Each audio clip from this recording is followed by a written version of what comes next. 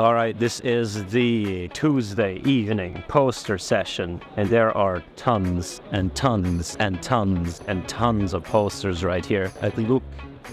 Look, there's posters from all the way back there, and we'll dive into them and we'll see what's happening, and we'll try to get some people to talk to us and get some impressions. Maybe we'll meet some people here and there. Let's go.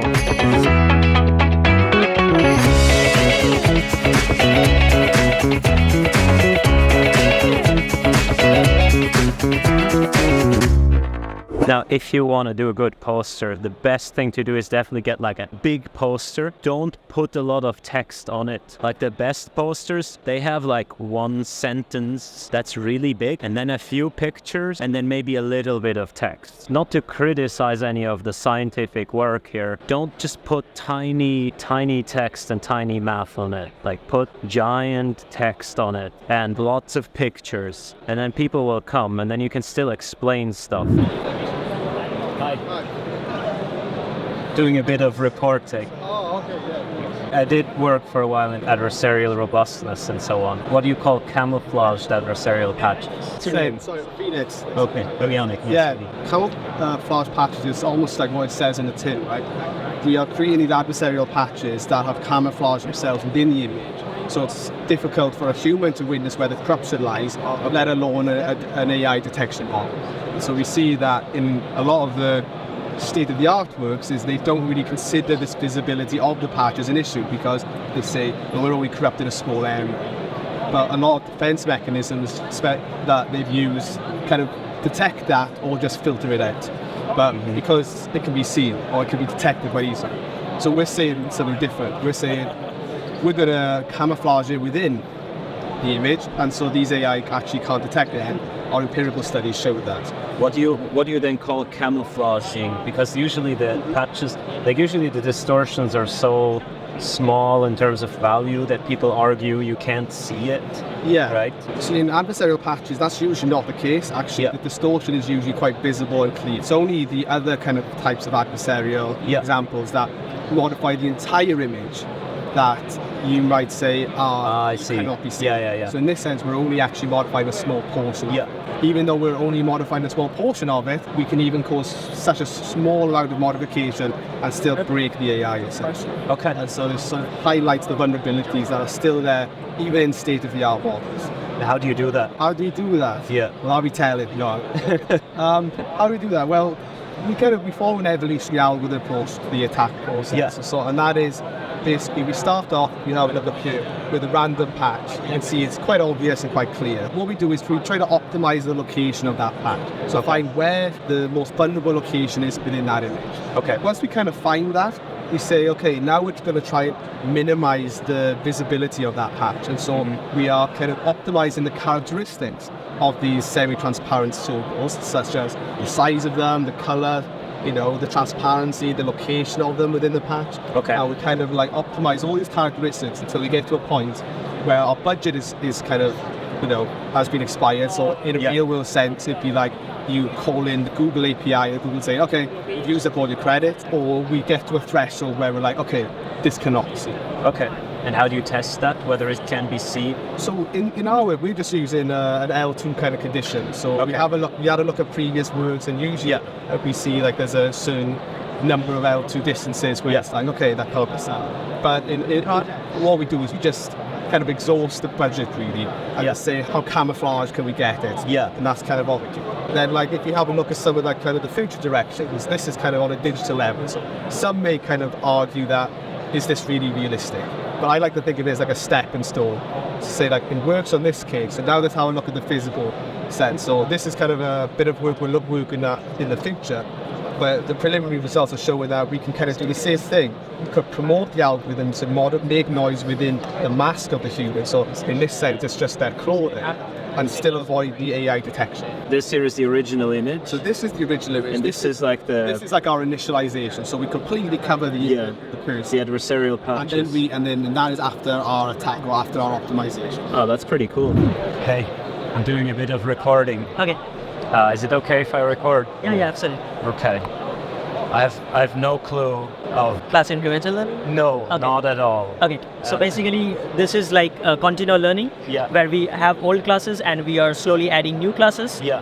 And the objective is to learn the new classes without forgetting the old classes. We are trying to solve an exemplar-free continual learning. So exemplar-free is like we are not allowed to store the training samples from the old classes. So at a time you have access to the samples from the new classes only, and the objective is to learn new classes and not forget the old classes. What is a realistic scenario where this is? Because I can always just add a hard disk, and store my own. So the samples. realistic scenario is like, let's say you have a trained model in industry on a lot of your customer data. Your customer wants to add some new classes. Your customer wants to give you some new data. So the problem is like you cannot go to the customer and tell him, I need all of your old data so that I can retrain the model with old and new data. Yeah. So it's like you can add new knowledge to the model by not forgetting the old model. So this is very relevant in our industry as well as second.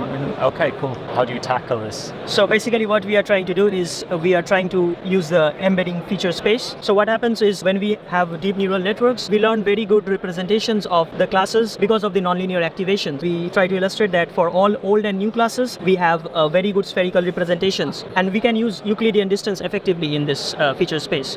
But what happens in continual learning is, so this is a high plasticity setting. Yeah. When we try to learn the new classes very well, and what happens is we lose the feature representations of the old classes in them. Yeah. What happens in a high stability setting is when we try to not forget the old classes, so we are unable to learn the new classes well. So this is a problem, the stability and plasticity trade-off, which is commonly studied in continual learning. And what we are trying to say is, instead of using Euclidean distance, which is commonly used in the feature space, we use the Mahalanobis distance. Yeah. So what the Mahalanobis distance, why is it better? Because it captures the distribution of the data in the feature space. So you assume it's a Gaussian? Yeah, we assume it's a Gaussian. Okay. And so we take the covariance metrics for each class and we compute the Mahalanobis distance. Can you say anything about the fit? Like how well does a Gaussian actually fit to these classes? Like do you have some quantifiable number that tells you if that's even appropriate to do or not? Yeah, so basically I don't have a quantifiable number, but it's like quite common to assume Gaussian representations.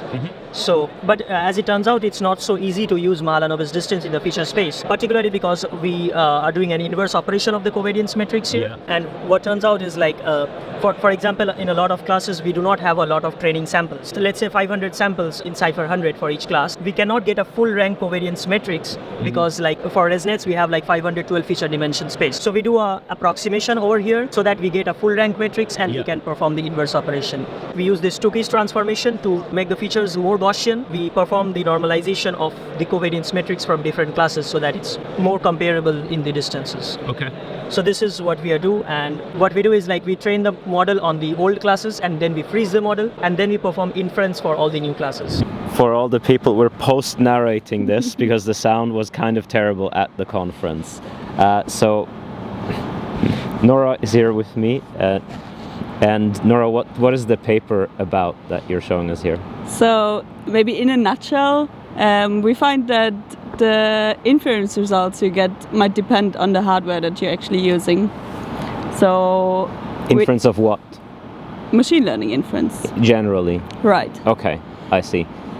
So I spotted a piece of the poster here, and I was wondering, you mentioned this tiny thing at the back, like the 7th decimal point. Why would I care that this is different? Yeah, that's a good question. Well, you might not care if you're a regular everyday user, but for example, if you're in forensic, and you might care about it. And one interesting thing is what you can see here, the second plot, is that we were able to craft samples so that they will be classified to one label on one machine and to a different label on a different machine. So basically we just moved it outside of the boundary, or between the two boundary lines, or decision boundaries. Yeah, so these are specially crafted examples that you have right here. Yeah, exactly. Okay, and why do we even have these mistakes? So there's different reasons for that, and that depends on So there's different reasons. So on CPUs, for example, in general, we have floating point operations which are not associative, right? So if you calculate A plus B and then plus C, you might get a different result then calculating B plus C and then A. And that is relevant whenever you change the aggregation order. And aggregation order is changed in CPUs, for example, if you're using SIMD instructions or if you're using multiple cores. And in this study, we did it on a large scale, so we used 75 different platforms and just recorded the results. Okay, so what we did is we took 75 different platforms and this is actually here, I'm sorry. The bottom plot, yeah. Yes, exactly.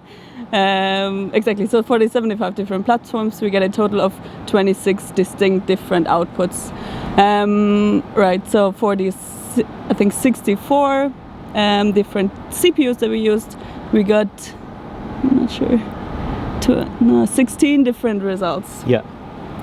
Then on GPUs, it's a different. You have a different cause.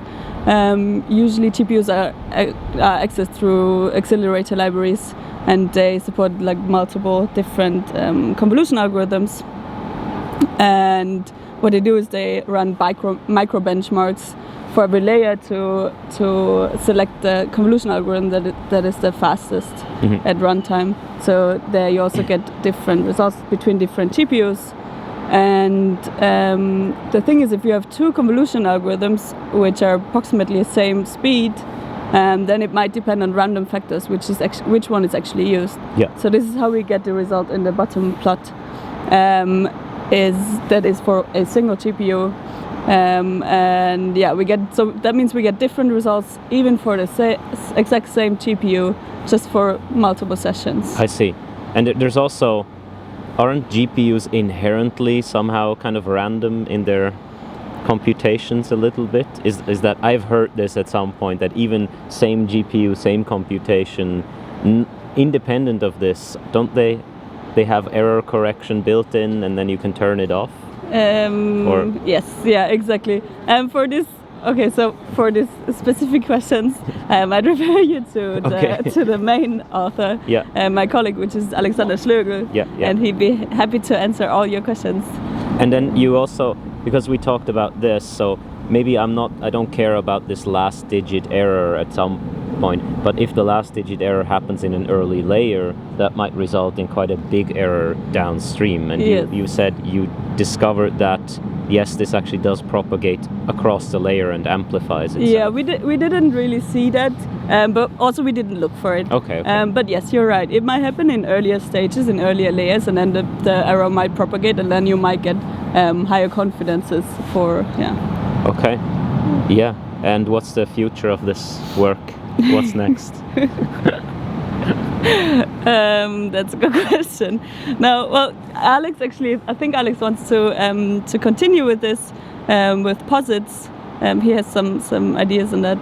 And you don't? I don't.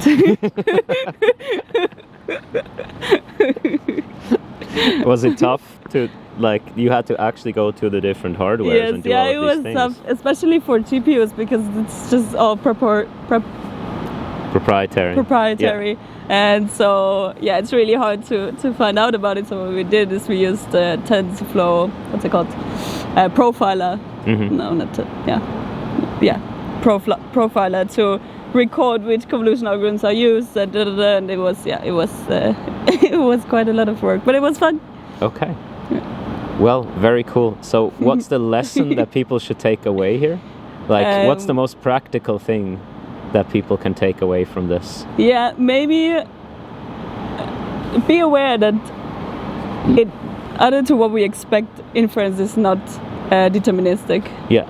Exactly. Okay, awesome. Cool. Thank you very much. Yeah, you're welcome. What's your name, by the way? Liting. Liting. Yeah. Cool. So in this paper, we try to conservatively estimate the value function of things. So the value function is like the classic value function of reinforcement learning, yeah, it's right? Just okay. Yeah, we try to learn some conservative V function by directly imposing penalties on all these things. And how we do that? So this is the first equation. So actually for the first term, it's just some standard Bellman update one. And then we can have like the second one and the third one. And for this one, it's led by alpha. So for argmin here, we are trying to argmin the state value under this distribution. Which distribution is So that? this ds can be any distribution. Okay. And it's just a notation here. But for d mu s here, d mu s refers to the distribution of the dataset, applied dataset. We are actually trying to act in the minus here. Actually, we are trying to maximize the value function of the states in the dataset. So this is same. And these two equations is the same. It's just analytically solution of this equation. Okay, so And you have we an can- analytical solution for a conservative estimate of the state values. Yeah, exactly. Cool. And we use the analytical solution to prove about here. Okay. So for this problem, actually we are showing that the estimate B function behind is here, and the value function we estimate is actually the law about the true B function here. We have this law about, and then we come to our methodology. In this methodology, for this update, it's actually just equation 1. We still use this one to learn a V here. Okay. This is just a practical implementation. And for this Q here, we actually introduce a new network for Q. Because if you only have V, it's actually really hard for you to derive velocity. Yeah. Yeah, and then we introduce a Q here. For this Q, the update target is actually the V here. Conservative V. And R here. And if we have V and Q, actually we can do AWR. And for the first time, it's just referred to another class C method called advantage weighted reduction. And it actually just use the advantage to read the action. So with action with larger advantage, it just give you more weights. And this is the first term. But I want to highlight the second term. The second term we call it bonus term. So in offline setting, it's trying to constrain the action into the state of the offline data set. However, we're thinking, can we go one step outside of the data set? So this is a second step. You can see we have an arcmin minus here. Yeah. Arcmin minus is just arcmax. So we are arcmax this term. Arcmax and R plus gamma B is just Q. So Okay. we are actually arcmax some Q outside of the data set. And this is called bonus term because it's actually a little bit out of the institution for offline setting. Because in offline setting, we are trying to learn some conservative thing. But this setting is a little bit exploration, is a bonus term. What exactly would you get bonus for? You would get bonus for... Arcmax a Q. Okay. You are arcmaxing a Q, so you can get a little bit bonus for your policy for the performance, for your Okay. performance. Yeah. And how to select this lambda? So in the offline setting, it's really hard for you to select a parameter because you cannot do online interaction. Yeah. So how to select these lambdas? Actually, we use the first term laws to select lambdas. This is just a different lambda and its corresponding scores here. For example, we just take the first one as an example. If we increase the lambda a lot, you can see the first term loss just really, really high. Yeah. And the policy score is just a return of the policy.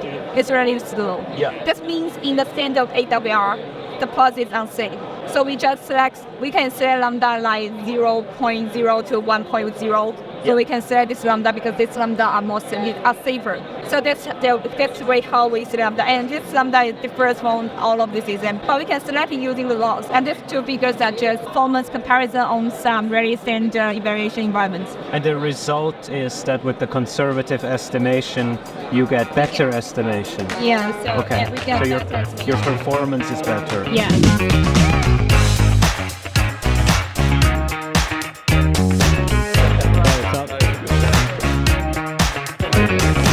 Look, this is pretty cool.